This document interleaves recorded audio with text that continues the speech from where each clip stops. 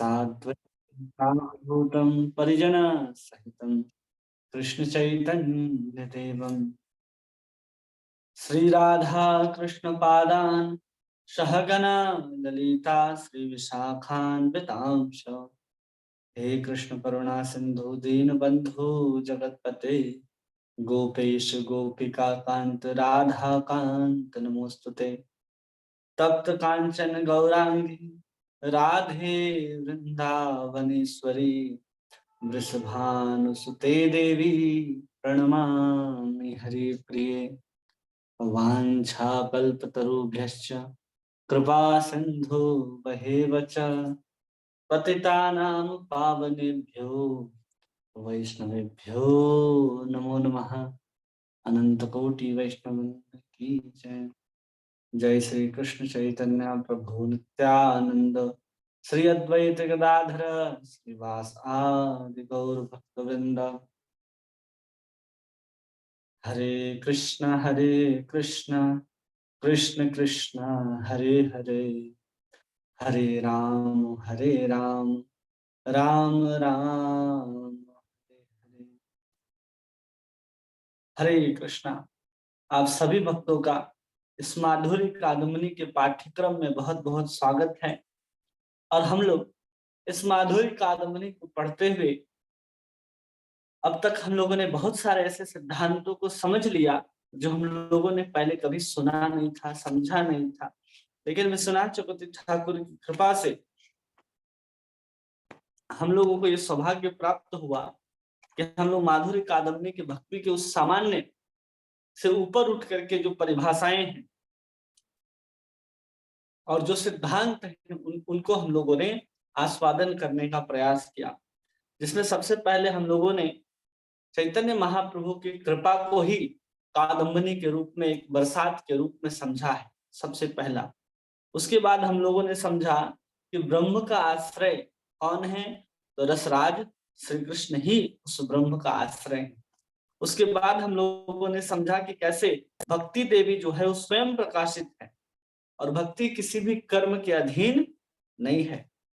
फिर हम लोगों ने देखा कि जो भक्ति है वो भगवान के भक्तों के अधीन रहती और उनके भक्तों की कृपा के अधीन ही भगवान की कृपा भी अनुगामी होती है। और उसके बाद हम लोगों ने समझा कि निष्काम कर्म हो या फिर भक्ति प्राप्त करने का क्या है, निष्काम कर्म केवल एक द्वार स्वरूप है, ये हम लोगों ने समझा। और भक्ति के बिना चाहे कर्म हो, ज्ञान हो, योग हो, वो सब कोई निष्फल है। भक्ति के बिना न कर्म अपना फल दे सकता है, न योग, न ध्यान, कोई भी साधन आपको फल नहीं दे सकता है। और उसके बाद हम लोगों ने देखा कि कर्म योग में अगर मंत्र की गलती हो जाती है तो उससे कितने बड़े अनर्थ हो सकते हैं।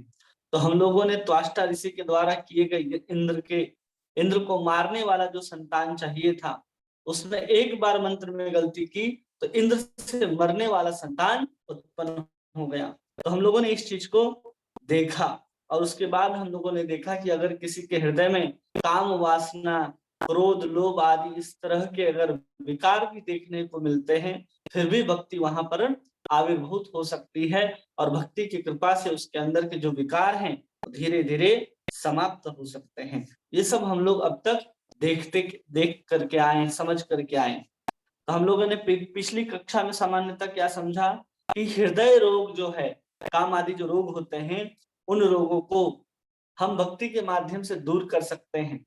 उसके लिए हमें किसी महत जन से श्रीमद् भागवत के अंतर्गत जो दशम स्कंद है, सभी लीलाओं का सार, और उन लीलाओं में भी जो सार है वो भगवान की रास लीला है, अगर उसको हम श्रवण करते हैं तो अपने हृदय के अंदर जितनी भी काम वासनाएं हम सबको धो सकते हैं। ये हम लोगों ने सीखा। फिर हम लोगों ने समझा था अपि चेतसो दुराचारो, कि हमें किसे साधु मानना चाहिए और किसे नहीं मानना चाहिए, और कोई कितना भी दुराचारी है उसको हमें साधु मानने के लिए क्यों कहा जा रहा है, भगवान ऐसा मंतव्य क्यों दे रहे हैं, ये हम लोगों ने कल समझा था।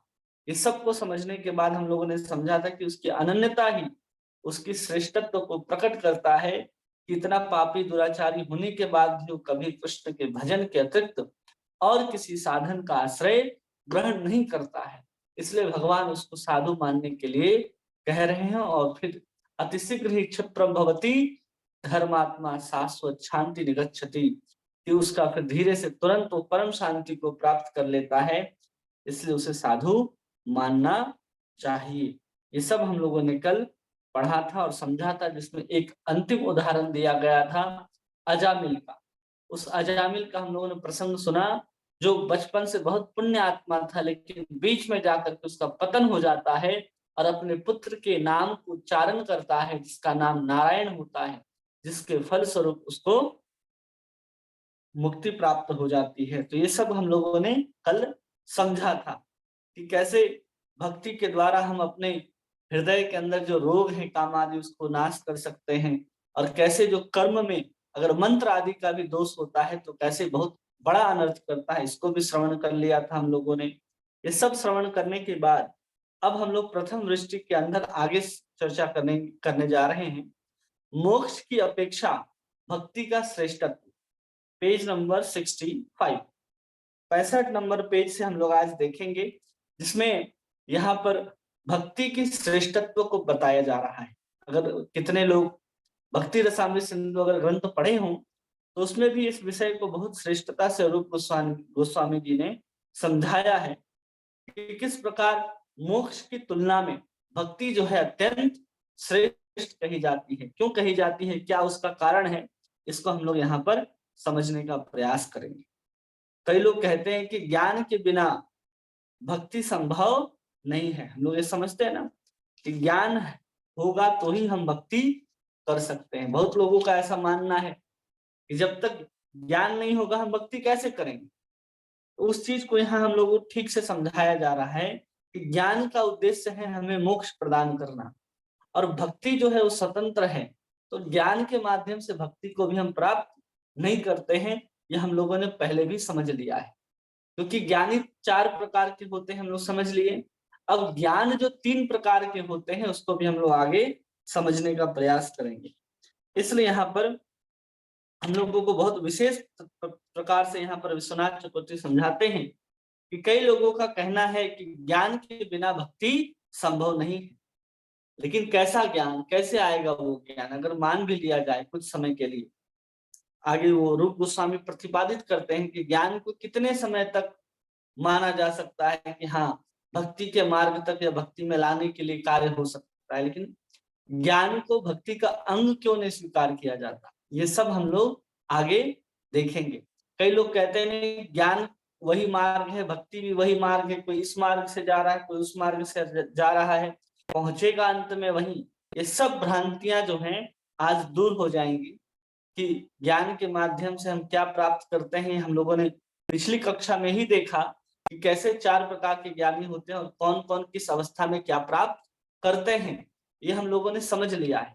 अब यहाँ पर उसी ज्ञान को लेकर के और भक्ति के विषय में हम लोग चर्चा करने वाले हैं कि कैसे उसके आगे चल करके मोक्ष से श्रेष्ठ भक्ति को यहाँ पर प्रतिपादित किया जा रहा है। तो यहाँ सबसे पहले बात आती है कि ज्ञान के बिना कोई भक्ति कर ही नहीं सकता, लोग यही कहते हैं ना। तो इस विषय में विवेचना देते हुए यहाँ प्रस्तुत किया जाता है कि ज्ञान भी 3 प्रकार के होते हैं। ज्ञान कितने प्रकार के होते हैं, 3 प्रकार के। हम सबको पता है कि ज्ञान 3 प्रकार के होते हैं। सब अगर नोट्स करना चाहते हैं, लिखना चाहते हैं तो हम इसको बहुत आराम से आपको बताएंगे ताकि आप इसको लिख सकते हैं। सबसे पहला ज्ञान होता है, ज्ञान के 3 प्रकार होते हैं, जिसमें प्रथम प्रकार का जो ज्ञान होता है उसको कहते हैं तत्पदार्थ ज्ञान। तत्पदार्थ ज्ञान मतलब जिसमें हम भगवान के विषय में जानते हैं कि भगवान कौन है। इसको विस्तार से फिर हम बताते हैं। सबसे पहला ज्ञान का कौन सा प्रकार होता है, तत्पदार्थ मतलब भगवान के प्रति के ज्ञान की। ज्ञान भगवान कौन है, वो परम तत्व क्या है, उस तत्पदार्थ के वस्तु के विषय में जो जानना है, जो ज्ञान है, उसको एक तरह के ज्ञान में रखा गया है। फिर दूसरे तरह के ज्ञान को कहा गया है यहाँ पर त्वम पदार्थ। त्वम पदार्थ मतलब हम जीवात्मा, हम जीवात्मा कौन है, इन सब के ज्ञान। और तीसरा ज्ञान रखा गया है परब्रह्म और जीव के परस्पर संबंध ज्ञान, कि हम हमारे और भगवान के बीच में संबंध क्या है। इनके विषय में जो ज्ञान रखा गया है, उसके संबंध में जो ज्ञान है, उसको 3 हिस्सों में बांट करके रखा गया है।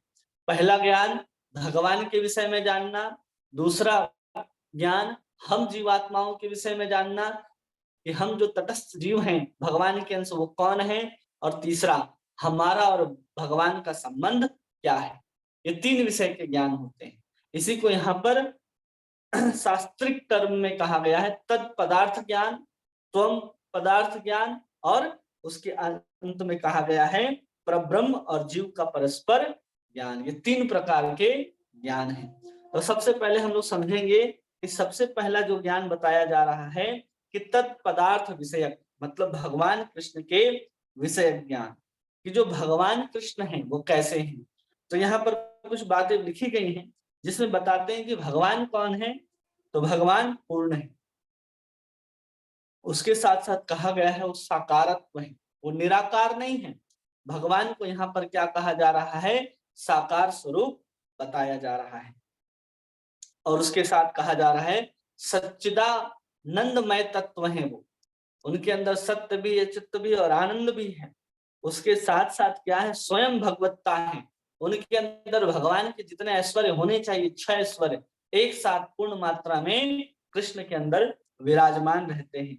नराकृति है, देखने में कैसे, आकृति कैसी है, तो हम मनुष्य जैसे नर आकृति के हैं, आकृति भगवान की भी हम मानव जैसी ही है, ऐसा हम लोग कह सकते हैं।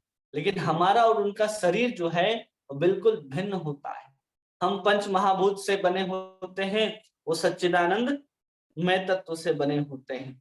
वे अखिल रसामृत मूर्ति तत्व हैं, जो अलग अलग रसों का आस्वादन करते हैं, चाहे वो वीर रस हो, रौद्र रस हो, अद्भुत रस हो, भयानक रस हो, माधुर्य रस हो, वात्सल्य रस हो, इन सभी रसों को जो आस्वादन करते हैं, और सभी रस जहां से उद्भूत होते हैं, इसलिए उनको अखिल रसामृत सिंधु भी कहा जा रहा है। जो अनंत सौंदर्य, माधुर्य, रूप, गुण, लीला, कारुण्य और भगवत वात्सल्य आदि गुण तथा इनका धाम, इनके परिवर, परिकर और इनकी स्वरूप शक्ति तथा माया शक्ति के विषय जो भी ज्ञान है, उन सबको हम लोग तत्पदार्थ विषयक ज्ञान कहते हैं। कि हम भगवान की जानते हैं। अगर कोई कहता है कि हम उस पदार्थ को जानते हैं, तो उसे इतना सब कुछ जानना होगा कि भगवान पहले तो साकार है, भगवान निराकार नहीं है। पहला चीज, भगवान ही सच्चिदानंदमय है, उनका आकार नर आकृति जैसा है, उनका शरीर सच्चिदानंदमय तत्व है, और उनका जो अनंत सौंदर्य, माधुर्य है, उनके अंदर करुणा भरी हुई है, उनके अंदर अनंत लीलाएं, रूप आदि जो हैं उन्हीं के द्वारा उद्भूत होती हैं। ये सब कुछ हमको जानना होगा। ये आध्यात्मिक जगत भी उन्हीं के विषय में वर्णन करता है, उन्हीं के शक्ति से वो निर्मित है, और भौतिक जगत भी उनकी बहिरंगा शक्ति का ही प्राकट्य है। ये सब कुछ हम लोगों को समझना होगा, तब हम कह सकते हैं कि हम तत्पदार्थ विषयक, मतलब भगवत विषय ज्ञान रखते हैं। ये हो गया पहला ज्ञान। दूसरे ज्ञान की बात हो रही यहाँ पर, कह रहे हैं त्वम विषय ज्ञान, मतलब हम जीवात्माएं हैं। अब उस जीवात्मा के विषय में जो ज्ञान है उसके बारे में बात करते हैं। तो यहाँ पर कहा गया है कि जीवों के चित्त कणत्व, हम जो जीवात्मा है वो क्या है, कण के समान है, लेकिन चित्त कण है, हमारे अंदर चेतना है। हमारे अंदर चेतना है मतलब कोई भी आत्मा है वो क्या कर सकती है, वो क्रिया कर सकती है, और वो चेतन रूप में होती है, मतलब इच्छा कर सकती है और क्रिया कर सकती है। कौन कर सकती है, आत्मा। कब, शुद्ध रूप में। जब वो शरीर के अंदर आकर के बद्ध हो जाती है तो इच्छा एक बार कर देती है, फिर उसके कर्म बंधनों के कारण वो बंधी ही रहती है। इसलिए आत्मा का जब बात किया जाता है चित्त कण का, तो चित्त कण के अंदर क्रिया शक्ति और इच्छा शक्ति दोनों विद्यमान रहती है। लेकिन कब, जब आत्मा शरीर के बाहर है, जब आत्मा इस शरीर के अंदर प्रवेश कर जाता है अपने सूक्ष्म इंद्रियों के साथ, मन, बुद्धि, चित्त और अहंकार, उसके साथ जब पंच भौतिक शरीर में को प्राप्त कर लेता है, तब उसको केवल आत्मा नहीं कहते, फिर उसको जीव आत्मा कहते हैं, उसको बद्ध आत्मा कहते हैं। शुद्ध आत्मा कब, जब केवल और केवल उस शरीर से बाहर है और सब तरह की आकांक्षाएं, इच्छाएं से मुक्त हो गया है, तो उसको आत्मा तत्व कहते हैं। आत्मा और जीवात्मा में भेद होता है, लेकिन है वही तत्व जो शरीर के अंदर प्रवेश करने के कारण उसको जीवात्मा कहते हैं। और जब तक शरीर से बाहर होता है, उसके अंदर किसी प्रकार के सूक्ष्म इंद्रियों का भी आवरण नहीं होता है, तो उसको हम शुद्ध आत्मा कहते हैं। उसके अंदर इच्छा करने की और क्रिया शक्ति विद्यमान रहती है, लेकिन वही जैसे ही शरीर के अंदर आबद्ध हो जाता है, वो शरीर के क्रियाकलापों के अनुसार, अपने प्रकृति के गुणों के अनुसार कार्य करना मजबूरी बन जाती हो, चाह करके भी इसको छोड़ या मुक्त नहीं हो पाता है। इसलिए यहाँ पर आत्मा को कहा जाता है चित्त कण। चित्त कण क्यों? जैसे अग्नि होती है तो अग्नि का स्फुलिंग होता है, तो आग का ही चिंगारी, आग का ही जो चिंगारियां होती हैं, उसी को यहाँ पर चित्त कण भी कहा जाता है, उसको भी आत्मा यहाँ पर कहा जा रहा है। स्वरूपत्व, उसका स्वरूपत्व क्या है, वो क्या है, किसका स्वरूप है? तो भगवान का ही स्वरूप है, भगवान का ही अंश है। वो तटस्थ शक्ति तत्व है। भगवान के 3 प्रकार की शक्तियां होती हैं, अतरंगा, बहिरंगा और तटस्था। उस तटस्था शक्ति के ही अंश को हम लोग आत्मा के नाम से जानते हैं, जीव के नाम से जानते हैं। जो हम और आप सभी लोग जो भी हैं, किसी भी योनि में हो, वो सब भगवान की तटस्था शक्ति के ही अंश हैं। श्री कृष्ण के नित्य दास तत्व हैं, हम कृष्ण के नित्य दास हैं। और साथ साथ अणु स्वतंत्रता आदि ज्ञान को त्वम पदार्थ विषय ज्ञान कहते हैं, और इस तरह के ज्ञान को हम लोग त्वम विषय ज्ञान कहते हैं, आत्मा का ज्ञान कहते हैं। और तीसरा तरह का ज्ञान होता है आत्मा और परब्रह्म के विषय में, के संबंध में, विषय में नहीं, के संबंध में, हमारा और भगवान का क्या संबंध है, इस तरह के ज्ञान को हम लोग संबंध ज्ञान कहते हैं। इसमें क्या पता चलता है? तो बताते हैं कि श्री कृष्ण प्रभु हैं और हम जीव उनके सेवक हैं या उनके दास हैं। श्री कृष्ण विभु हैं तो हम उनके अंश हैं, अणु हैं। श्री कृष्ण मायाधीश हैं तो हम माया के आवेशित हैं, माया के अंदर में वशीभूत होने वाले हम लोग कण हैं। श्री कृष्ण पाद पद्मों की विस्मृति के कारण जीवात्मा जो है वो माया से बद्ध हो गया है। जीवात्मा क्या करता है, उसको कभी भी याद ही नहीं है कि हमने कृष्ण की सेवा की थी, मतलब उसे शुरू से पता ही नहीं है कि हम कृष्ण के नित्य दास हैं। उसको बताया जाता है कि तुम कृष्ण के अंश हो, इसलिए तुम कृष्ण के दास हो। इसी चीज को यहाँ कह रहे हैं कि कृष्ण पाद पद्मों की स्मृति होने के कारण माया के बंधन में आ जाती है, और परमानंद प्राप्ति का एकमात्र उपाय है कि हम इन ज्ञानों को बीच में परस्पर संबंध ज्ञान कहते हैं। अगर हम माया मुक्ति चाहते हैं, परम आनंद की प्राप्ति करना चाहते हैं, तो ही हम भक्ति के माध्यम से उसे प्राप्त कर सकते हैं। तो ये सब जो ज्ञान है उसको संबंध ज्ञान कहा जाता है। तो ये 3 प्रकार के ज्ञान होते हैं। अगर कोई ज्ञान की बात करता है कि ज्ञान के बिना कोई भक्ति नहीं कर सकता है, भक्ति संभव ही नहीं है, तो उसे 3 विषयों का ज्ञान होना चाहिए, परमात्मा का, जीव का, और जीव और परमात्मा का क्या संबंध है, तब जाकर के वो आगे कुछ कर सकता है। अगर इसी बात को लेकर के कोई कहने लगे, इसी चीज को कोई स्थापित करने लगे कि क्या संबंध है भगवान का और हमारा, क्या संबंध है, तो कई लोग कहते हैं कि परब्रह्म जो शक्ति है वो निराकार है। कई लोग निराकार कह देते हैं ना भगवान को कि निराकार है, उनका साकार और विशेष जो स्वरूप है उसको स्वीकार ही नहीं करते। वो हर हाल में अपने डंका बजाने में लगे रहते हैं कि भगवान निराकार है, जबकि भगवत गीता में स्पष्ट लिख दिया गया कि मूर्ख लोग हैं जो सोचते हैं कि पहले मैं निराकार था और अब मैं साकार स्वरूप धारण करके उनके समक्ष आया हूं।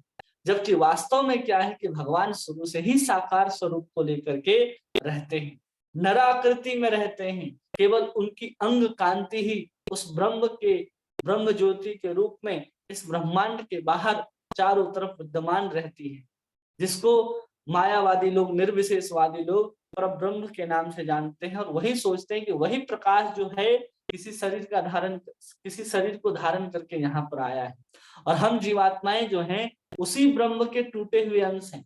लेकिन उनको ये भी पता नहीं कि ब्रह्म जो है अखंड होता है, उसको खंड खंड तोड़ा नहीं जा सकता कि हम उस ब्रह्म के अंश होंगे, बल्कि हम वास्तव में भगवान कृष्ण के ही अंश हैं। जब वो इस तरह का विवेचना करते हैं, विचार करते हैं, तो इस उनके विचार से ब्रह्म निर्विशेष हो जाता है, निराकार हो जाता है, और जीव और ब्रह्म में कोई भेद नहीं रह जाता। ये संबंध वो बताते हैं, जबकि वास्तव में ऐसा नहीं है।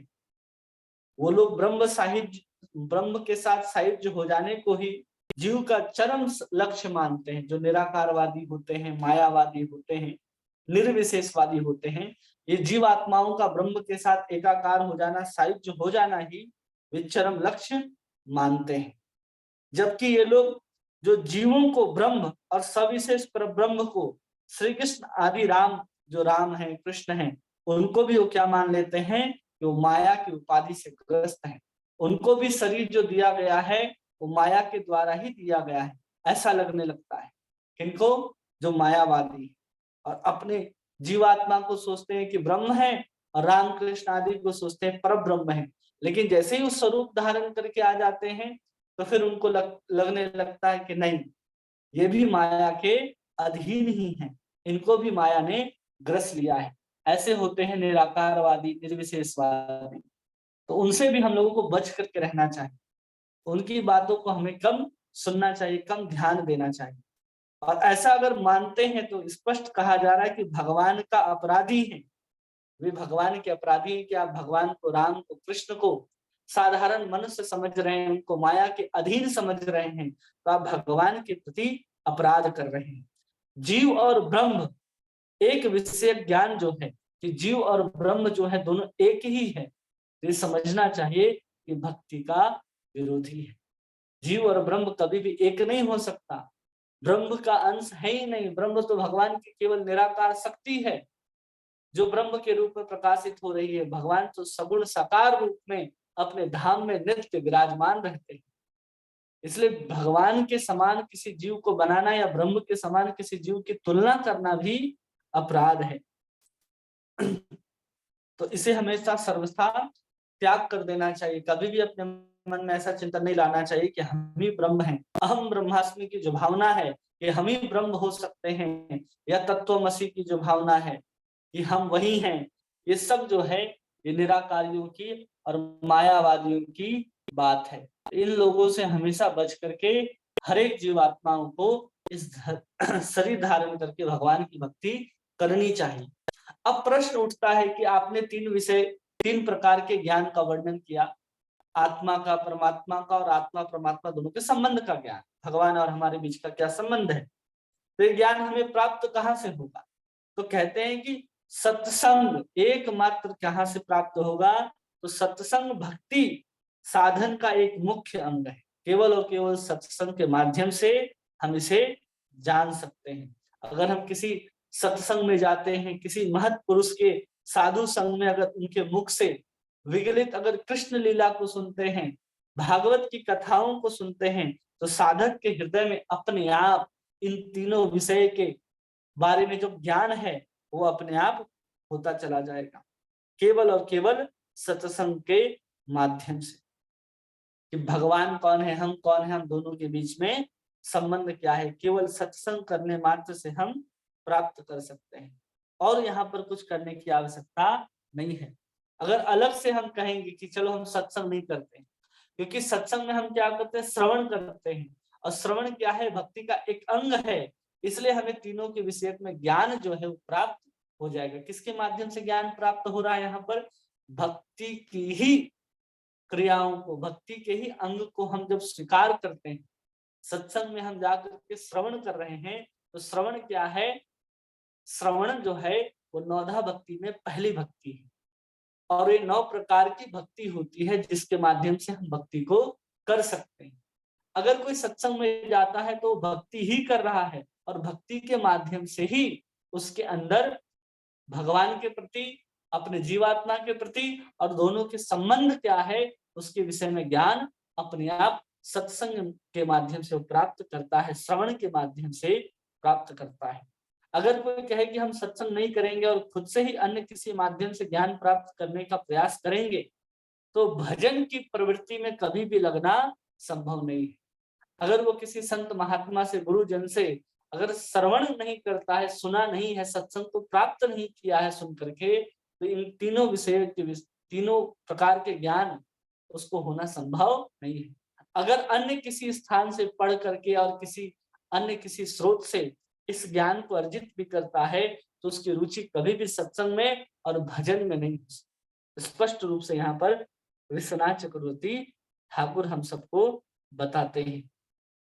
और ये भी बताते हैं कि कभी कभी ऐसा हो सकता है कि चलो ये तीन विषयों का जो ज्ञान है उसको मान लिया जाए कि भक्ति में प्रवेश कराने के लिए प्रारंभिक रूप में ये कार्य करते हैं, उतनी योग्यता है इनके अंदर कि अगर कोई ज्ञान रखता है कि हमें भक्ति करनी चाहिए, हमें भगवान का ज्ञान चाहिए, तो प्रारंभिक योग्यता के रूप में इसको रूप गोस्वामी स्वीकार करते हैं कि चलो कभी कभी ऐसा हो सकता है कि ऐसा ज्ञान जो है भक्ति में प्रवेश कराने के लिए काम करता है। लेकिन भक्ति का अंग ना होने के कारण ज्ञान जो है वास्तव में भक्ति का अंग नहीं है, इसलिए इसको भक्ति का साधन नहीं माना जाएगा। स्पष्ट रूप से कहा गया है।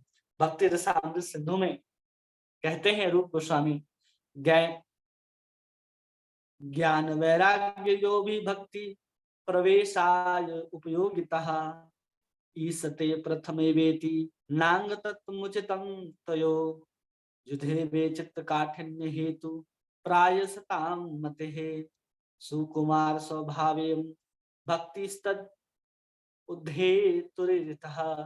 कह रहे कि ज्ञान और वैराग्य भक्ति मार्ग के अवरोधी अनुकूल होने पर भक्ति मार्ग में प्रवेश करने के लिए कुछ उपयोगिता स्वीकृत है कि हाँ चलो हम भक्ति ज्ञान और वैराग्य की कुछ उपयोगिता को स्वीकार करते हैं। कब? जब तक वो भक्ति में प्रवेश नहीं करता है तब तक। भक्ति में प्रवेश हो जाने के बाद उनकी आवश्यकता नहीं होती। स्पष्ट रूप से कहा जा रहा है कि प्रथमे वेति नांग तत्व मुचितम तयो, कि जब वो भक्ति में प्रवेश कर जाता है तो उसकी अवलंबन की आवश्यकता नहीं होती कि आप पुनः ज्ञान के अवलंबन में ज्ञान के अनुशीलन में लग जाएं। क्यों मना कर रहे हैं? तो कहते हैं सुकुमार स्वभाव एवं, कि अगर हम बार बार उस ज्ञान और वैराग्य का अगर अनुशीलन करेंगे तो क्या होगा कि महत् पुरुष विचार करके बतलाते हैं कि ज्ञान और वैराग्य रहने से हमारा चित्त जो है वो कठोर हो जाता है और इसलिए सुकोमल स्वभाव वाली भक्ति ही भक्ति में प्रवेश करने के लिए हेतु द्वार स्वरूप है। इसलिए श्रीमद् भागवत में कहा गया है। कौन सी भक्ति? हमारा हृदय कोमल होना चाहिए। अगर हम बार बार ज्ञान और वैराग्य का अनुशीलन करके भक्ति में प्रवेश कर भी जाते हैं और फिर भी हम अपने अंदर ज्ञान और वैराग्य की बातों को उसके अनुशीलन में लग जाते हैं, उसको बढ़ाने में लग जाते हैं कि और वैराग्य चाहिए और ज्ञान चाहिए, तो उससे क्या होता है, हमारा चित्त जो है वो कठोर हो जाता है। इसलिए जो अत्यंत सुकोमल स्वभाव वाली भक्ति है उसी भक्ति के प्रभाव से भक्ति संजायतः, भक्ति के माध्यम से ही हमें भक्ति प्राप्त होती है। इसलिए भक्ति में प्रवेश करने हेतु द्वार स्वरूप है। इसलिए भागवत में भी इस चीज को स्पष्ट रूप से समझाया जा रहा है कि ज्ञाने प्रयास मुदापास्य नमंत एव जीवन्ति सम्मुखरितां भवदीवार्ताम् स्थाने स्थिता श्रुतिगतां तानुवं मनो भिर्हे प्रायशो अजीत जितोप्यसि तैस्त्रिलोक्यां। कह रहे हैं ब्रह्मा जी, यहाँ ब्रह्मा जी कह रहे हैं कि श्री कृष्ण की स्तुति करते हुए, हे अजीत, जो लोग विश्व में आपके स्वरूप का, आपके ऐश्वर्य का, आपकी महिमा का ज्ञान के लिए लेस मात्र भी प्रयास न करें। क्या न करें? आपकी महिमा को, आपके ऐश्वर्य को जानने का लेस मात्र भी प्रयास न करें। जीवंती सम्मुखता भवदीय वार्ता, इसको जानने के लिए कभी प्रयास न करें। क्या करें फिर? आपके भक्तों के निकट रह करके उनके मुख से स्वतः विगलित आपके नाम, रूप, गुण, लीला आदि का तन मन वचन से सेवन करें और श्रवण करते हुए प्राण धारण करते हैं। आप प्रायशः अजीत, त्रिभुवन में किसी के द्वारा वशीभूत न होने पर भी उन लोगों के द्वारा वशीभूत हो जाते हैं। स्पष्ट रूप से कहा गया कि अन्य किसी प्रकार से कोई ज्ञान को अर्जित कर लेता है तो भगवान के वशीभूत नहीं होते। यहाँ कहा जा रहा है स्थाने स्थिता श्रुतिगतां तनुवांग मनोभिर्हे, कि अगर कोई किसी साधु से, संत से भगवान के रूप, लीला, गुण आदि के बारे में केवल श्रवण करता है और उसके श्रवण के माध्यम से वह इन तीनों प्रकार को ज्ञान को अपने हृदय के अंदर धारण करता है, तो भगवान कह रहे हैं कि जीतो अप्यसी तै त्रैलोक्यहम्, कि तीनों लोक में कोई ऐसा सौभाग्यशाली नहीं है कि जिसके वशीभूत आप होते हैं, बल्कि आप ऐसे लोगों के वशीभूत हो जाते हैं जो किसी साधु के आश्रम में बैठ करके इन सभी ज्ञान का अर्जन करता है कि भगवान का रूप क्या है, लीला क्या है, गुण क्या है, धाम क्या है। इसलिए भगवान के सामने, भगवान की भक्ति में ज्ञान की भी कोई योग्यता नहीं रह जाती। इसलिए अन्य माध्यम से हमें ज्ञान अर्जन करने की कोई आवश्यकता नहीं है कि हम ये वेद भी पढ़ेंगे, ये अन्य पुराण भी पढ़ेंगे, इसकी कोई आवश्यकता नहीं है। हमें भक्ति करनी है जिसमें भगवान की गुण, रूप, लीला आदि का ही वर्णन हो, उसको ही पढ़ना, उसी को सुनना हमारे लिए पर्याप्त होगा और उसी से जो हमें ज्ञान मिलेगा जिससे हम भक्ति में दृढ़ हो सकते हैं। अन्य कहीं से ज्ञान लाने की आवश्यकता नहीं है, क्योंकि कल ही हम लोगों ने देख लिया, वासुदेव भगवती भक्ति योग प्रयोजिता जनत्यासु वैराग्यम ज्ञानम च अधैतुकम। जैसे ही भगवान की भक्ति करते हैं, जिस मात्रा में उस भक्ति को स्वयं लगता होगा कि हमें इतना ज्ञान की आवश्यकता है या ये ज्ञान की आवश्यकता है, वो भक्ति अपने आप उसको जन्म दे देती है, क्योंकि भक्ति के ही ज्ञान और वैराग्य के दोनों पुत्र हैं। इसलिए जितनी आवश्यकता है उतनी ही मात्रा में ज्ञान हमारे अंदर भक्ति की कृपा से ही प्राप्त होता है। इसलिए यहाँ भक्ति के माध्यम से प्राप्त करने की बात कही जा रही है। इसलिए यहाँ पर कहा जा रहा है श्रुति गताम, हमें कहाँ जाकर के सुनना चाहिए, तो हमें प्रथम भक्ति स्वीकार करते हुए किसी साधु के पास जाकर के भगवान के लीलाओं के विषय में सुनना चाहिए, तब जाकर के वहां हमें भक्ति प्राप्त होगी। वहां भी ज्ञान की कोई योग्यता नहीं रह जाती भक्ति को प्राप्त करने के लिए, इसलिए इस श्लोक को यहाँ पर लिखा जा रहा है। लेकिन फिर भी रूप गोस्वामी प्राथमिक अवस्था में भक्ति मार्ग में प्रवेश करने के लिए उस ज्ञान की कुछ उपयोगिता को स्वीकार करते हैं, लेकिन पूर्ण उपयोगिता को स्वीकार नहीं करते हैं। अगर हम भक्ति में प्रवेश कर जाते हैं और फिर भी हम उस ज्ञान और वैराग्य के अनुशीलन में लगे रहते हैं, तो हमारा हृदय धीरे धीरे कठोर होने लग जाता है। इसलिए हम लोग जब पहले पढ़ रहे थे तो भक्ति किसे प्राप्त होती है, तो हम लोग बता रहे थे कि जो संसार के प्रति अधिक आसक्त भी ना हो और अधिक वैराग्य भी ना हो, तो थोड़ा सा आसक्त हो, थोड़ा सा वैराग्य हो, बहुत अधिक कठोर भी ना हो और बहुत अधिक उसके हृदय में संसार के प्रति वैराग्य भी ना हो, ये आसक्त भी ना हो। जैसे हम लोग बताते ना कि बीज के विषय में बात हो रही है इस ग्रंथ में कि बीज क्या है, तो भगवान कृष्ण की सेवा करने की जो वासना है उसी को बीज कहते हैं। तो बीज हमारे हृदय में आरोपित जब किया जाएगा, हम जब भी खेती करते हैं तो ऐसे गीले धरती में तो नहीं करते, वहां कुछ पानी भी होता है और कुछ मिट्टी भी होती है, वो अत्यंत गीली भी नहीं होती और अत्यंत सूखी भी नहीं होती, तो नर्म होती है। तो उसी प्रकार भक्ति को हृदय में स्थापित करने के लिए जैसे भूमि होनी चाहिए, उसमें अधिक वैराग्य की भी आवश्यकता नहीं है और अधिक आसक्ति की भी आवश्यकता नहीं है, दोनों की मध्य स्थिति की आवश्यकता है। इसलिए भक्ति में प्रवेश करने के लिए जितना आवश्यकता होता है भक्ति को ज्ञान और वैराग्य का, वो स्वयं उसको प्रकट करती रहती है और भक्ति साधक को भक्ति मार्ग में अग्रसर कराते रहती है। अलग से भक्ति साधक को कहीं ज्ञान अर्जन करने के लिए कोई आवश्यकता नहीं है और कहीं से वैराग्य सीखने की भी आवश्यकता नहीं है। भक्ति ये कार्य अपने आप स्वयं करते रहती है। अब इसी चीज को यहाँ पर आगे समझाया जा रहा है कि अतएव जो अज्ञ व्यक्ति होते हैं, जो नहीं जानते हैं, वही ज्ञान को भक्ति का साधक मानते हैं कि हाँ ज्ञान होना चाहिए भक्ति में। तो कौन मानते हैं? जो अज्ञ व्यक्ति होते हैं वही ज्ञान को भक्ति का साधक कहा करते हैं, उसके अतिरिक्त और कोई नहीं कहता है।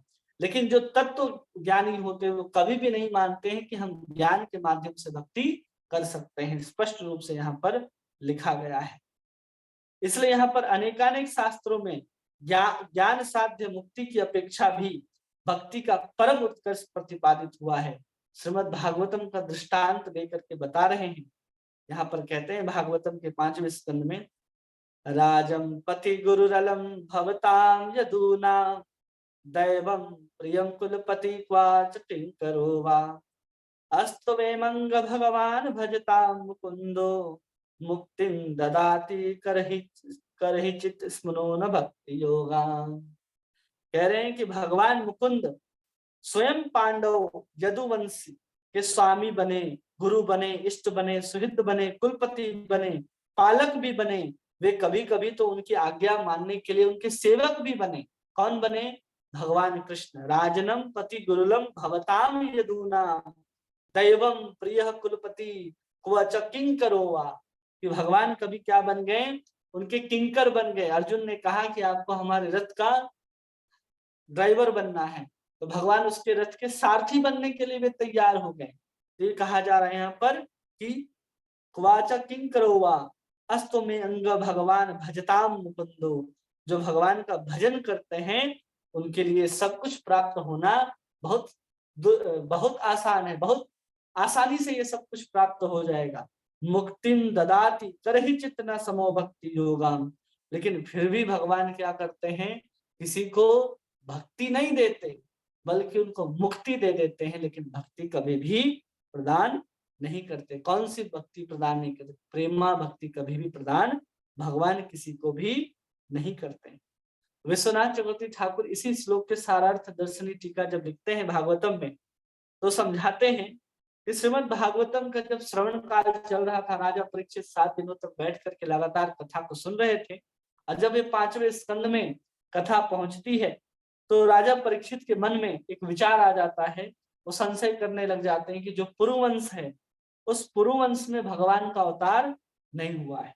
अब ऐसा राजा परीक्षित कथा सुन रहे थे, सुखदेव गोस्वामी को पता चल जाता है कि ऐसा सोच रहे हैं राजा परीक्षित, तो उनको खेद ना हो तब जाकर के जानबूझ करके यह जान करके क्या करते हैं, मुक्ति की अपेक्षा भक्ति का उत्कर्ष प्रतिपादन करने के लिए कि भक्ति की उपेक्षा मुक्ति की अपेक्षा भक्ति कैसे श्रेष्ठ है, तब इस श्लोक को वहां पर कहते हैं सुखदेव गोस्वामी।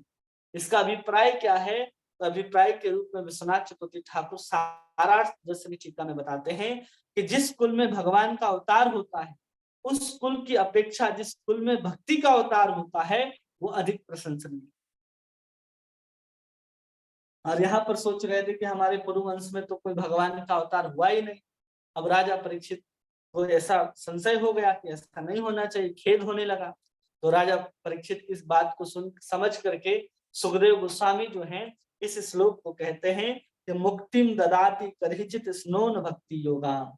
उसी को विश्वनाथ चक्रवर्ती ठाकुर समझा रहे हैं कि किसी के कुल में भगवान का अवतार हो गया, उससे भी श्रेष्ठ है कि किसी कुल में भक्त का अवतार होना, वो अधिक प्रशंसनीय है। पुरुवंश में भगवान का कोई अवतार नहीं है, ये सत्य है, लेकिन भक्त का अवतार हुआ है यह निश्चित है। क्योंकि यदुकुल की भांति पांडव के वंश में भी पालक हैं, उनके उपदेष्टा हैं, उपास्य हैं, सुहृद हैं, नियंता हैं, यहाँ तक कि दूत का कार्य करते हुए उनके दास भी हुए। पुरुवंश में कौन आते हैं? ये पांडव पुरुवंश के ही कहे जाते हैं। अगर इनकी पूरी परंपरा को देखेंगे तो पांडव पुरुवंश के ही कहे जाते हैं।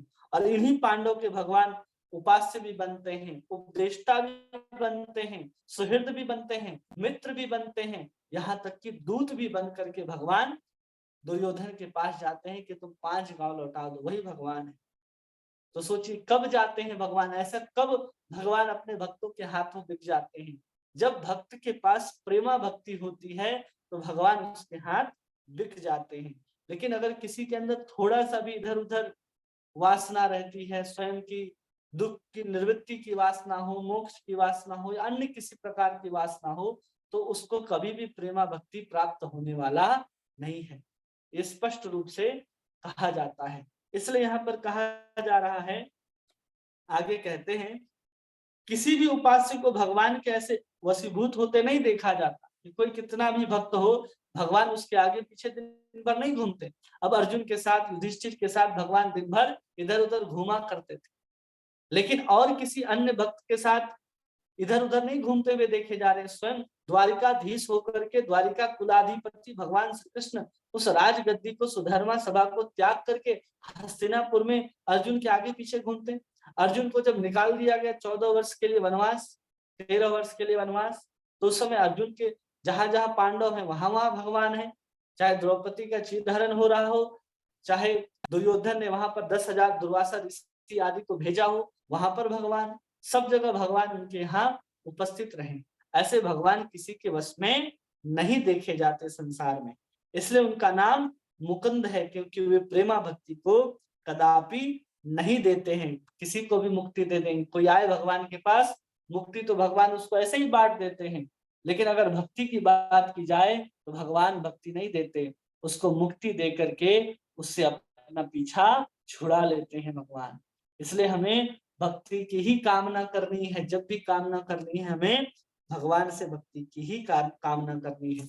और इसमें जो शब्द आया है मुक्तिम ददातिम करहिचित न भक्ति योगाम, करहिचित का यहाँ तात्पर्य रूप में बताते हैं कि वो कभी प्रेम नहीं, स्पष्ट लिख, कभी भी प्रेम दान नहीं करते।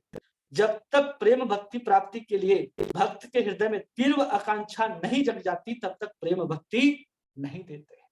हमारे अंदर तीव्र आकांक्षा होनी चाहिए कृष्ण की भक्ति करने के लिए, कृष्ण की सेवा करने के लिए, तब जाकर के हम भगवान से प्रेमा भक्ति को मांग सकते हैं, तब हमारे हृदय में प्रेमा भक्ति जागृत हो सकती है, अन्यथा नहीं हो सकती है।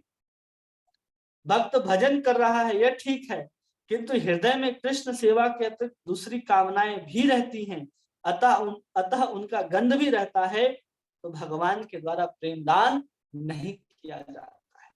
कोई बहुत भगवान का नाम ले रहा, सेवा कर रहा, बहुत अच्छी बात है, लेकिन कृष्ण के अतिरिक्त थोड़ा सा भी इच्छा है तो उसको प्रेम तो प्राप्त नहीं होगा, ये तो निश्चित है। उसी चीज को यहाँ पर करहिचित शब्द से बताया जा रहा है।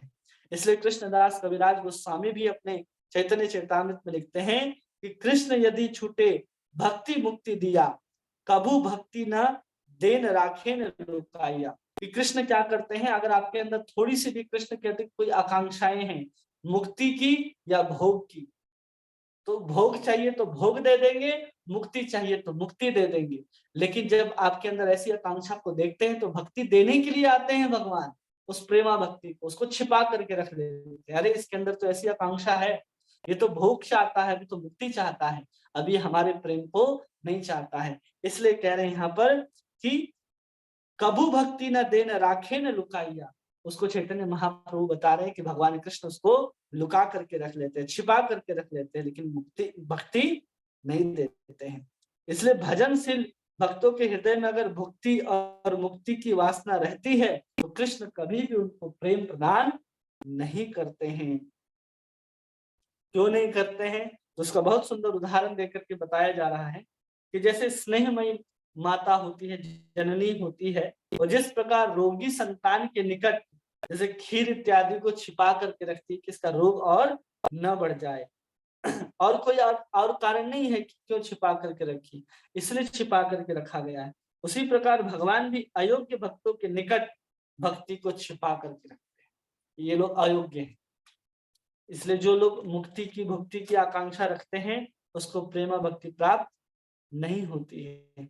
और चैतन्य चैतामृत में और आगे कहा गया है, अन्य अन्य कामी यदि करे कृष्णेर भजन, अन्य कामी मतलब कृष्ण के अलावा और भी कामनाएं हैं उसकी, करे कृष्ण भजन न मांगी ले कृष्ण तारे देश सवचरण, अर्थात अन्य कामनाओं को रखने वाले को भी यदि कृष्ण का भजन करते हैं तो उनके नहीं मांगने पर भी श्री कृष्ण अपने चरणों की सेवा प्रदान कर देते हैं।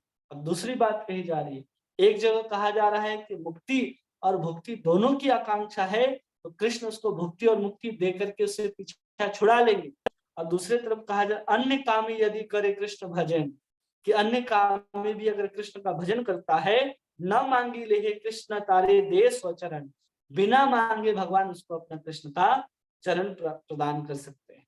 तो उसको समझाते हुए कह रहे हैं कि कोई ऐसा समझ सकता है कि कृष्ण भक्तों को भुक्ति मुक्ति देकर छुटकारा पा लेते हैं, तब कभी भी प्रेमा भक्ति प्रदान नहीं करते। क्यों नहीं करते हैं, तो हम लोग सोचते हैं कि भगवान को प्रेम के वशीभूत हो जाते हैं तो हमको भी उसके वशीभूत होना पड़ेगा।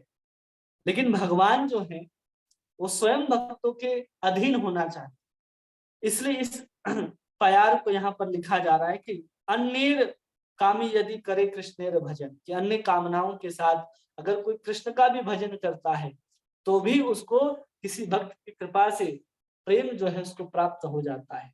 और प्रदान कर दिया जाता है। क्यों कर दिया जाता है उसी को यहाँ पर समझा रहे हैं कि ऐसा नहीं कि भगवान जो है किसी के प्रेम भक्ति के वशीभूत हो जाते हैं तो उनको वशीभूत होने में कष्ट होता है। वो नहीं चाहते हैं कि हम किसी के अधीन हो, ऐसी बात नहीं है। उसी को समझाने के लिए यहाँ कह रहे हैं आगे कि किंतु प्रेम भक्ति श्री कृष्ण की आह्लादनी शक्ति की वृत्ति है। श्री कृष्ण स्वयं अपने स्वरूप का आनंद की अपेक्षा उसमें परमानंद प्राप्त करते हैं। अपने से जो भगवान तो स्वयं सच्चिदानंदमय है, वो स्वयं अपने आत्मा राम है, वो स्वयं में रमण कर सकते हैं, लेकिन फिर भी वो भगवान क्या करते हैं, उन्हीं की जो आह्लादनी शक्ति की जो वृत्ति है वो किसी भक्त में प्रकट होती है तो उनको और ज्यादा आनंद आता है उसको आस्वादन करने में। तो उसी चीज को कहा जा रहा है कि कोई कहते हैं कि भगवान कृष्ण को किसी के अधीन होने में कष्ट होता है, वास्तव में भगवान को किसी भक्त के अधीन होने में और ज्यादा आनंद आता है। इसलिए भगवान क्या करते हैं, भक्ति वश्यता श्री कृष्ण के लिए परम सुखकर होने के कारण सदैव आकांक्षणीय है। इसलिए श्री कृष्ण कभी भी कष्ट कर या त्याग करने के योग्य नहीं है। यही भक्ति शास्त्रों का सिद्धांत है। श्री कृष्ण कभी भी अपने भक्तों का त्याग नहीं करते हैं जो उनका भजन करने में लगा रहता है। कृष्ण हमेशा अपने भक्तों के साथ लगे रहते हैं। इसलिए भगवान कृष्ण अपना भजन करने वाले को दे देते हैं कि चलो तुम भी इस प्रेम को प्राप्त कर लो ताकि हम तुम्हारे अधीन हो जाएं। क्योंकि जैसे ही प्रेमा भक्ति उसके हृदय में जागृत होगी तो जितने प्रकार की भोग वांछाएं हैं, जितने प्रकार की मुक्ति की वांछा है, वो अपने आप निकल जाने वाली है। भगवान को पता है। एक तरफ कहा जा रहा है पहले छोड़ दो, या फिर दूसरी तरफ कहा जा रहा है कि तुम क्या करो कि भजन करो, अपने आप वो छूट जाएगा। दोनों एक ही बात है। या तो पहले छोड़ दो अगर आपके अंदर सामर्थ्य है तो जल्दी प्रेम प्राप्त हो जाएगा, और नहीं छोड़ना चाहते हो तो भजन में लग जाओ। धीरे धीरे तुम्हारे अंदर से वो वांछाएं, कृष्ण के अतिरिक्त जो इच्छाएं हैं वो निकल जाएंगी, तो भगवान तुम्हें अपनी प्रेमा भक्ति प्रदान कर देंगे। बस इतना ही दोनों में अंतर है। जैसा कि जैसा हो, ज्ञान साध्य मुक्ति की अपेक्षा भक्ति का इतना श्रेष्ठत्व है कि ज्ञान क्या भक्ति का साधक हो सकता है। अब यहाँ पर विश्वनाथ चक्रवर्ती ठाकुर पूछते हैं कि जैसे ज्ञान है, ज्ञान जो है वो मुक्ति की अपेक्षा करता है। अगर ज्ञान के माध्यम से किसी को मुक्ति को प्राप्त करना है तो भी ज्ञान क्या करता है, भक्ति की ओर टकटकी लगा करके देखता है कि भक्ति कब हम पर कृपा करेगी, तब जाकर के ज्ञान पूर्ण होगा और हम इस ज्ञान के माध्यम से ब्रह्म साहित्य को प्राप्त कर पाएंगे। ये ज्ञान भी उपेक्षा करता है भक्ति का। जब ज्ञान ही उपेक्षा कर रहा है भक्ति का कि आप हमें मिल जाइए, आप भक्ति हमारे ऊपर कृपा कीजिए, तब ज्ञान पूर्ण हो सकता है। तो ज्ञान कैसे साधन हो सकता है भक्ति प्राप्त करने का। इसलिए जो भक्ति की महिमा है वो ज्ञान से भी अधिक है। इस बात को यहाँ पर समझा रहे हैं और उसकी श्रेष्ठत्व को ही, सिद्धांत को ही कि भक्ति कैसे मुक्ति से और ज्ञान से भी श्रेष्ठ है, इसको स्थापित करने के लिए यहाँ पर छठे स्कंद के 14वें अध्याय के 5वें श्लोक को उद्धृत करते हैं और कहते हैं, मुक्तानाम अपि सिद्धानाम नारायण परायण सुदुर्लभ प्रशांतात्मा कोटिस्वपि महामुनिः। क्या कह रहे हैं कि मुक्तानाम अपि सिद्धानाम नारायण परायण, कि जो जीवन मुक्त हैं और जो ब्रह्म साहित्य मुक्ति के निकट पहुंच चुके हैं, ऐसे कोटि कोटि व्यक्तियों में भी नारायण परायण प्रशांत चित्त एक महान नारायण भजन करने वाला व्यक्ति दुर्लभ है। क्या है? दुर्लभ है।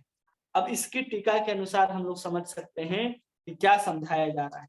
इसमें सबसे पहला शब्द क्या है? मुक्ता नाम अपि सिद्धा नाम। तो मुक्ता नाम अपि मतलब, मुक्ता नाम अपि का मतलब होता है जो इस देह में रह करके भी देह का अभिमान न करे, देह के अभिमान से जो रहित हो जाए उसको मुक्ता नाम अपि कहते हैं।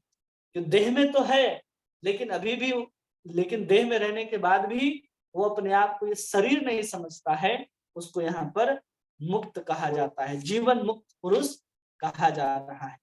और उसको अगर मुक्ति चाहिए, अभी मुक्ति नहीं मिला है लेकिन उसके अंदर इतना हो गया है कि अपने आप को शरीर नहीं मानता है, वो अपने आप को शरीर के अभिमान से ऊपर उठ चुका है, लेकिन उसे अभी भी मुक्ति प्राप्त नहीं हुई है।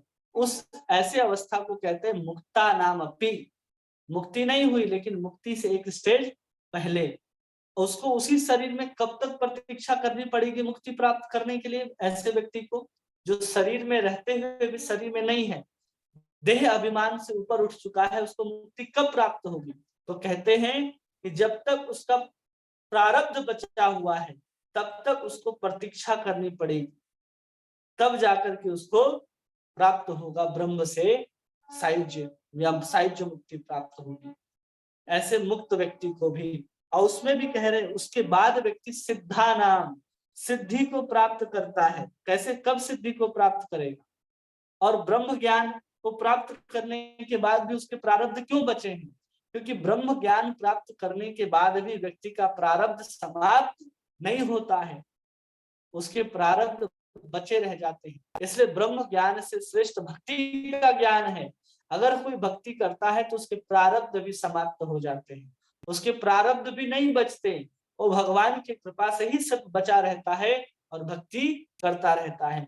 अब सब कुछ भगवान के हाथ में होता है भक्त का। लेकिन कोई ब्रह्म ज्ञानी है तो ब्रह्म ज्ञानी का प्रारब्ध जो है, उसके जीवन का जो सुख दुख है, वो सब कुछ बचा रहेगा, उसको भोगना पड़ेगा उस सिद्धि की अवस्था को प्राप्त करने के।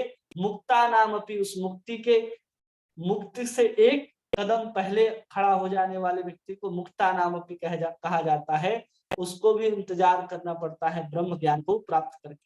क्योंकि ब्रह्म ज्ञान में क्या होता है ना, कि हम आत्म तत्व और अनात्म तत्व, जो आत्मा का तत्व होता है और अनात्म तत्व, मतलब क्या आत्मा है और क्या पदार्थ है, इन दोनों के बीच में अंतर कर लेता है, इसका विवेक जागृत हो जाता है। जो ब्रह्म ज्ञानी है वो आत्मा और पदार्थ के बीच विवेक कर लेता है, वो अलग अलग हो जाता है, उसकी ग्रंथियां, जड़ और चेतन की ग्रंथियां खुल जाती है, सिर्फ इतना ही होता है। उसी को हम लोग कहते हैं ब्रह्म ज्ञान। उस ब्रह्म ज्ञान के साधन से केवल आत्मा और पदार्थ के विषय में ज्ञान जागृत होता है, वो सीधे ब्रह्म के ऊपर साहित्य को प्राप्त नहीं कर लेता है। और आगे कहते सिद्धा नाम, जो मुक्ति के एकदम निकट पहुंच चुके हैं, अब मुक्त होने ही वाले हैं, प्रारब्ध भी अब उनका क्षीण हो चुका है। अब वैसे व्यक्ति में भी यहाँ कहा जा रहा है कि नारायण परायण। वैसे करोड़ों करोड़ों जीवन मुक्त व्यक्ति में सिद्ध पुरुषों की अपेक्षा एक नारायण भक्त जो होता है वो बहुत विरल होता है। अगर श्रेष्ठता होती मुक्ति की तो यहाँ पर क्यों कहा जाता कि सुदुर्लभो प्रशांत आत्मा कोटिस स्वपि महामुने? वो भी कैसा प्रशांत आत्मा चाहिए? तो नारायण नारायण परायण। वैसे नारायण का परायण व्यक्ति चाहिए यहाँ पर, इसलिए यहाँ पर मुक्ति की अपेक्षा भक्ति को श्रेष्ठ बताया जा रहा है। मुक्ति कैसे प्राप्त होती है समझ लिए, कि उसके बाद भी उसको प्रतीक्षा करना होता है, तब जाकर के उसको मुक्ति प्राप्त होती है। और ऐसे जो मुक्ति प्राप्त कर चुके हैं वो ब्रह्म ज्ञानी से भी ऊपर अब जो साहित्य मुक्ति को प्राप्त करने ही वाले हैं ऐसे लोग, उसमें भी कहा जा रहा है कि नारायण परायण।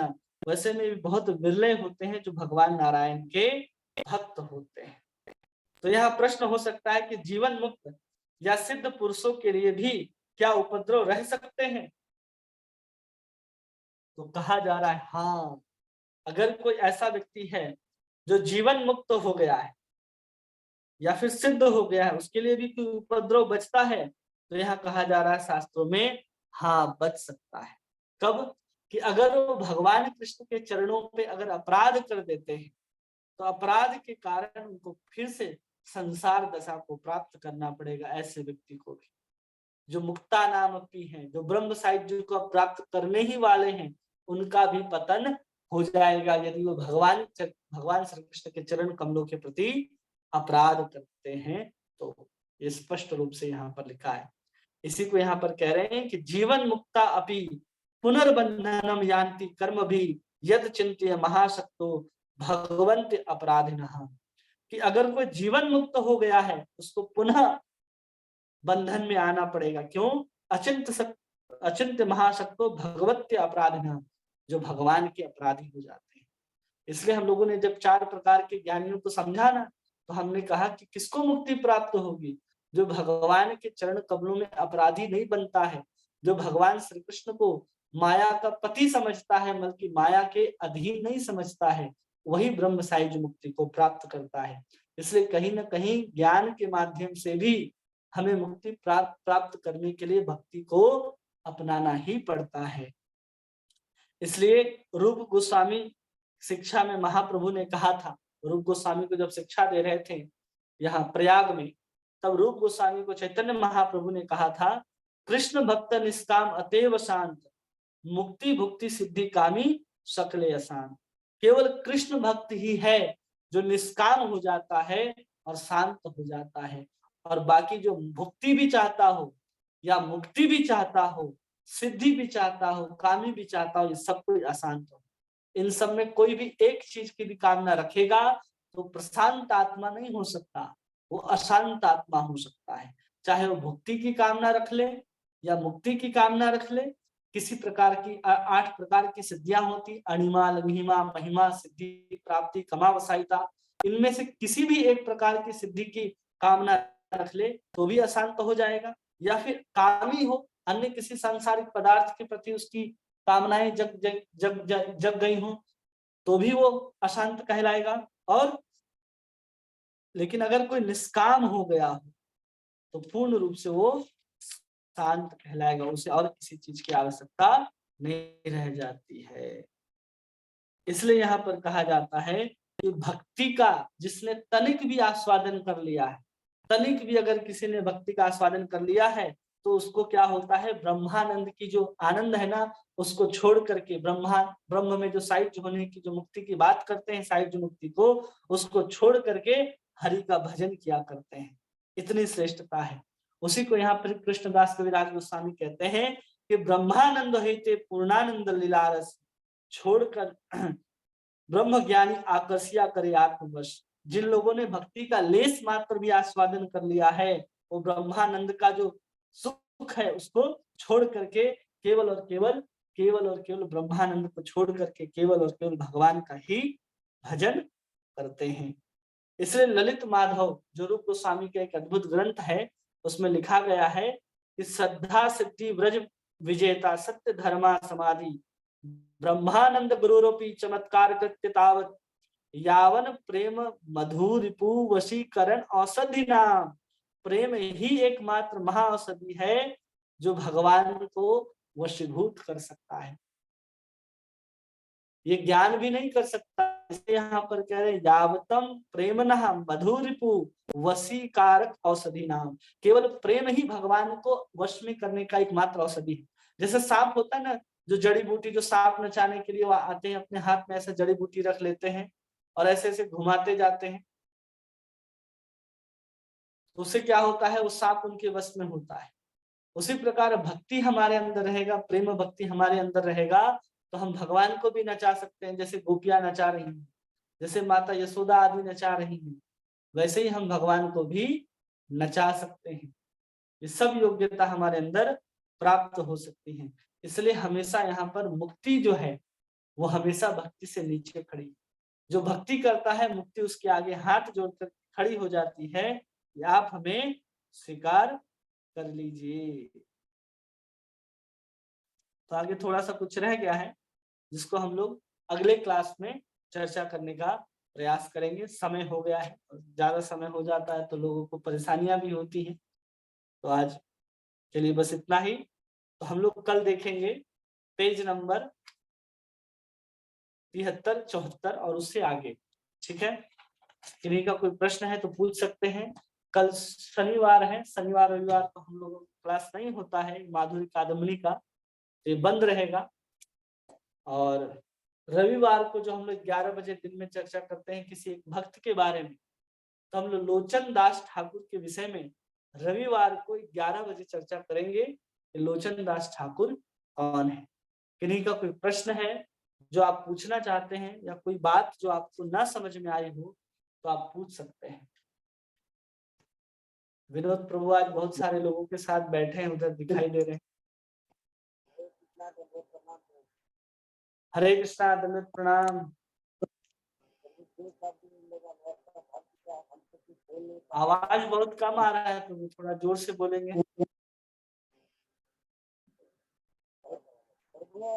वो क्या है कि अब हम ड्यूटी में थे, पर वो हर दिन शुक्रवार को जब क्लास चलता है तो इन सब भक्त आते हैं, कुछ बोलना चाहते था इन लोग को विशेष तौर जो भगवान नाम को बोलिए, लेकिन थोड़ा जोर से बोलिए, आवाज बहुत दबा दबा सा आ रहा है, तो सुनाई नहीं दे रहा है जो आप बोल रहे हैं।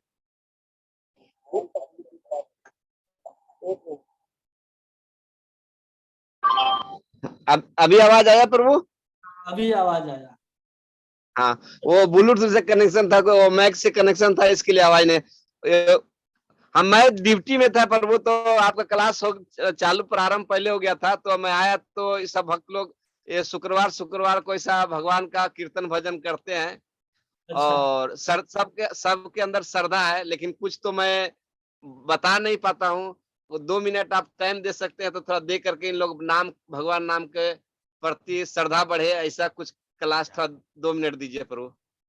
ठीक है, दे देते हैं। तो ऐसा करेंगे, आप 2 मिनट इंतजार कीजिए। जो बाकी लोगों का अगर प्रश्न होता है तो उनको हम पूरा करके उनको लेफ्ट कर लेंगे ग्रुप, तो हम लोग यहाँ पर हम लोग दोनों रहेंगे और तब तक हम लोग अपना डिस्कशन कर लेंगे। ठीक है प्रभु जी, हम भी साथ में ही हैं, कोई ऐसी दिक्कत नहीं है, हमारे सामने ही करो। अच्छा ठीक है। ठीक है। हाँ, जो जाना चाह रहे हैं वो जा सकते हैं, कोई ऐसी दिक्कत नहीं। प्रश्न पूछ लीजिए आज जो हमने पढ़ाया उस विषय में, और फिर आप जाना चाहते हैं क्योंकि 9:30 बज गया है, तो आप जा सकते हैं। ठीक है। और भागवत संघ प्रभु जी अगर लाइव जो है उसको चलने दे तो कोई समस्या नहीं है, रिकॉर्डिंग आप ऑफ कर सकते हैं। ठीक है प्रभु जी। नीचे नहीं दे रहा तो बात तो है ना, लगा चलो। हाँ। हरे कृष्ण। तनु माता जी, गीता माता जी है ना जो कल आई थी, उनसे आप नंबर ले लीजिए, उनको ऐड कर दीजिएगा।